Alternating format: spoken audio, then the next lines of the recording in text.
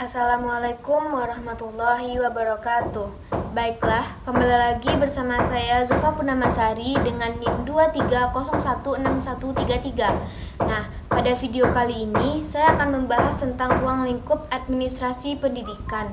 Nah, video ini ditujukan untuk memenuhi tugas dari mata kuliah Administrasi dan Supervisi Pendidikan yang diampu oleh Bapak Hanif Al-Qadri. Baiklah, untuk lanjut ke materi, marilah kita langsung membahasnya. Pertama kita bahas dulu pengertian dari administrasi pendidikan. Administrasi pendidikan sendiri terdiri dari dua kata, yaitu administrasi dan pendidikan. Administrasi sendiri berasal dari bahasa Latin yaitu ad dan ministro yang berarti melayani, membantu, ataupun mengarahkan. Administrasi pendidikan adalah tindakan mengkoordinasikan perilaku manusia dalam pendidikan agar sumber daya yang ada dapat ditata sebaik mungkin sehingga tujuan pendidikan dapat tercapai secara produktif. Sumber dayanya itu ya seperti 7M dan 1I. Nah, administrasi pendidikan itu adalah keseluruhan proses dan kegiatan-kegiatan bersama yang harus dilakukan oleh semua pihak yang ada kaitannya dengan tugas-tugas pendidikan. Nah, konsep administrasi pendidikan ini berlaku pada organisasi pendidikan yang memiliki tujuan tertentu untuk dicapai. Administrasi pendidikan berarti kemampuan individu atau organisasi dalam mengelola semua aktivitas di institusi pendidikan tersebut. Administrasi ini melibatkan perumusan rencana dan kebijakan umum untuk pendidikan dan dianggap sebagai proses integrasi sumber daya manusia dan material yang tersedia untuk mencapai tujuan institusi pendidikan. Nah, setelah mengetahui pengertian dari administrasi pendidikan, selanjutnya kita masuk kepada tujuannya. Administrasi pendidikan memerlukan integrasi sumber daya fisik dan manusia serta elemen pendidikan. Nah, tujuannya mencakup yang pertama, memberikan pendidikan yang layak kepada siswa. Lalu memastikan penggunaan sumber daya secara efisien. Lalu mendorong etika profesional dan pengembangan profesional di kalangan para guru. Lalu mengorganisasi program pendidikan untuk membentuk kehidupan demokratis dan kewarganegaraan yang baik. Lalu meningkatkan partisipasi masyarakat, mengelola kegiatan ekstrakurikuler secara efektif untuk mengembangkan bakat siswa, lalu menyiapkan siswa untuk berbagai profesi dan bidang kehidupan, dan melatih siswa untuk memiliki sikap ilmiah terhadap kehidupan, serta meningkatkan kualitas pendidikan. Setelah mengetahui tujuan dari administrasi pendidikan, kita masuk kepada fungsinya. Administrasi pendidikan memiliki beberapa fungsi dasar yang mencakup yang pertama, perencanaan dan pembuatan kebijakan pendidikan, penyediaan dan pemeliharaan dana serta fasilitas, lalu pengembangan dan pengelolaan tenaga kerja, lalu perbaikan program pembelajaran, lalu layanan siswa, dan pemeliharaan hubungan yang efektif dengan masyarakat dan lembaga eksternal.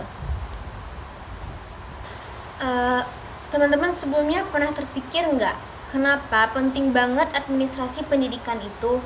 Nah, Dr. Asnawir menjelaskan beberapa manfaat menurut pendapatnya. Yang pertama itu mengangkat derajat kinerja pekerja dan mendorong, mensukseskan dan memperbaiki kinerja tersebut. Lalu menciptakan iklim kerja yang baik untuk menerapkan prinsip-prinsip hubungan kemanusiaan yang sehat dengan menekankan penghargaan kepada setiap orang pada lembaga pendidikan yang bersangkutan. Lalu mendorong, menerjemahkan, merubah pikiran-pikiran dan teori-teori pendidikan menjadi kurikulum. Program, metode, media, prosedur, dan berbagai aktivitas pendidikan lainnya untuk menempuh jalan yang tepat dalam rangka mencapai tujuan pendidikan. Lalu berusaha menghubungkan atau mempertemukan lembaga pendidikan dengan masyarakat ke arah pengembangan, kemajuan, dan kestabilan. Nah, Ahmad Sobri di dalam bukunya Administrasi Pendidikan juga menyebutkan manfaat administrasi pendidikan bagi seorang tenaga kependidikan yang mempelajari administrasi pendidikan. Yang pertama yaitu dapat mengetahui dan menyadari akan tugas-tugas dan wewenang yang mesti dipikulnya, serta mengetahui bagaimana cara-cara melaksanakan tugas-tugas dan kewenangan masing-masing. Lalu dapat menghindarkan kesalahan-kesalahan atau kerja atau overlapping kerja ataupun tugas. Lalu mengetahui bagaimana melaksanakan sesuatu kegiatan kependidikan dalam rangka mencapai tujuan pendidikan supaya tercapai secara efektif dan tepat, dan mengetahui batas-batas hak dan kewajiban masing-masing tenaga pendidikan. Nah, dari apa yang saya sampaikan tadi dapat disimpulkan, administrasi pendidikan itu adalah keseluruhan proses dan kegiatan-kegiatan bersama yang harus dilakukan oleh semua pihak yang ada kaitannya dengan tugas-tugas pendidikan. Jadi, administrasi pendidikan harus diadakan sedemikian rupa agar semua pihak yang terlibat dalamnya menjalankan peran yang baik dan dari masing-masing peran. Adapun tujuannya yaitu adapun ruang lingkup administrasi itu terdapat administrasi kurikulum, administrasi kepegawaian, administrasi kesiswaan, sarana dan prasarana pendidikan, administrasi keuangan, dan administrasi layanan khusus, tata lingkungan, serta administrasi hubungan dengan masyarakat. Baiklah teman-teman semuanya, hanya itu yang dapat saya sampaikan pada pertemuan kali ini. Jika apa yang saya sampaikan terdapat kesalahan, saya mohon maaf. Saya mohon maaf sebesar-besarnya. Semoga apa yang saya sampaikan dapat bermanfaat bagi kita semua dan bagi saya sendiri. Sekian, assalamualaikum warahmatullahi wabarakatuh. Selanjutnya kita masuk kepada ruang lingkup administrasi pendidikan.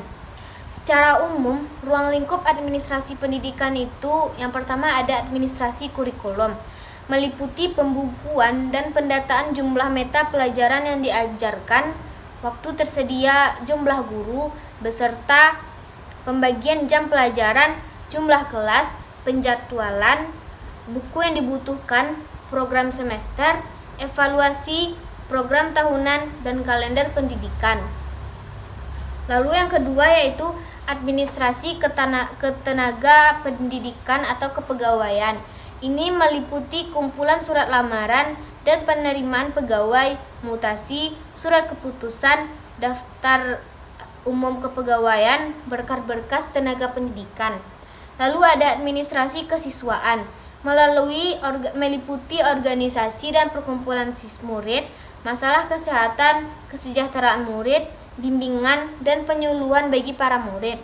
Lalu ada administrasi dan sarana dan prasarana pendidikan, meliputi buku perencanaan pengadaan barang, buku pembagian, lalu ada buku-buku perbaikan barang, dan buku-buku penggunaan barang. Lalu ada administrasi keuangan atau pembiayaan pendidikan. Ini meliputi keuangan pendaftaran siswa baru, uang gedung, uang seragam, uang peralatan sekolah, SPP, dan lain-lain. Lalu ada administrasi perkantoran. Ini meliputi surat masuk dan keluar, buku tamu, buku-buku patungan terkait penyelenggaraan pendidikan.